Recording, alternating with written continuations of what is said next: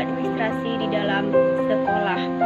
Humas atau biasa disebut kegiatan hubungan dengan masyarakat, terutama dalam lembaga kedinasan dan pendidikan. Hubungan dengan masyarakat dilakukan dengan tujuan memperoleh keuntungan dan kemudahan bagi kedua belah pihak. Oleh karena itu, apabila kegiatan humas dilaksanakan dengan baik akan menghasilkan suatu kerja yang baik bagi keduanya. Nah, hubungan sekolah dengan masyarakat yaitu sebuah iklim yang sengaja dibentuk untuk mewujudkan suasana harmonis yang lebih sehat dalam lingkungan sekolah. Selanjutnya saya akan menjelaskan mengenai proses kegiatan humas yang ada di sekolah. Yang pertama yaitu mengenai tahap persiapan.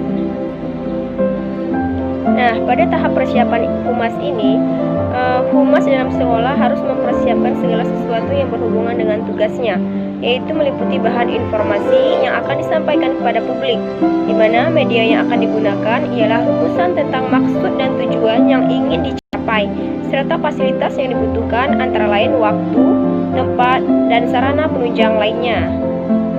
Nah, langkah pertama yang dilakukan oleh humas yaitu mempersiapkan bahan informasi, yaitu dengan cara mengumpulkan data-data atau bahan-bahan penting mengenai suatu instansi atau lembaga. Nah, untuk menunjang kelancaran kegiatan humas tersebut, data dan bahan informasi harus dikumpulkan selengkap mungkin. Proses kegiatan humas yang kedua yaitu mengenai tahap pelaksanaan, di mana pada tahap ini petugas humas melaksanakan kegiatan yang telah dipersiapkan sebelumnya dan diusahakan dapat terlaksana dengan sebaik mungkin. Nah, pesan hendaknya disampaikan dengan baik dengan menggunakan media atau tidak.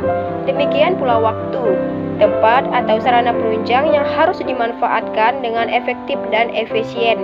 Selanjutnya, yang ketiga yaitu mengenai tahap pengecekan tanggapan masyarakat, di mana pada tahap ini petugas humas berusaha mengetahui dengan pasti apakah kegiatan yang dilakukan mendapat tanggapan atau sambutan dari masyarakat. Nah, tanggapan serta sambutan tersebut dapat secara langsung maupun tidak langsung. Tanggapan tersebut dapat berbentuk dukungan moral, bantuan tenaga dan pemikiran, atau mungkin bantuan materi yang dibantu oleh masyarakat sekitar. Yang keempat yaitu tahap penilaian dan pengontrolan hasil, di mana pada tahap ini petugas melakukan evaluasi yang bertujuan untuk kegiatan kehumasan yang baru dilaksanakan. Tolak ukur yang digunakan ialah rumusan tujuan yang telah dibuat pada tahap persiapan. Saya akan menjelaskan mengenai prinsip-prinsip human relation, yaitu yang pertama, harus ada sinkronisasi antara tujuan organisasi dengan tujuan-tujuan individu di dalam organisasi tersebut. Yang kedua, humas dapat mempengaruhi suasana kerja yang menyenangkan, di mana suasana kerja yang menyenangkan di sini berarti yaitu pekerjaan yang menarik, penuh tantangan dan tidak rutin, hubungan kerja yang intim, dan lingkungan kerjanya yang membangkitkan kegiatan bekerja. Yang ketiga yaitu informalitas yang wajar dalam hubungan kerja, yaitu suatu organisasi yang baik adalah suatu organisasi yang dipimpin dengan cara-cara yang demokratis. Yang keempat yaitu mengenai manusia bawahan bukan mesin. Nah, maksud dari sini yaitu material dan alat-alat produksi yang lain, manusia ingin diperlakukan secara terhormat oleh atasannya. Yang kelima yaitu mengembangkan kemampuan bawahan sampai tingkat yang maksimal, di mana kepada setiap orang di dalam organisasi harus diberikan kesempatan yang seluas-luasnya untuk mengembangkan kapasitas mentalnya melalui pendidikan, latihan baik yang bersifat latihan jabatan atau on the job training maupun yang bersifat sederhana.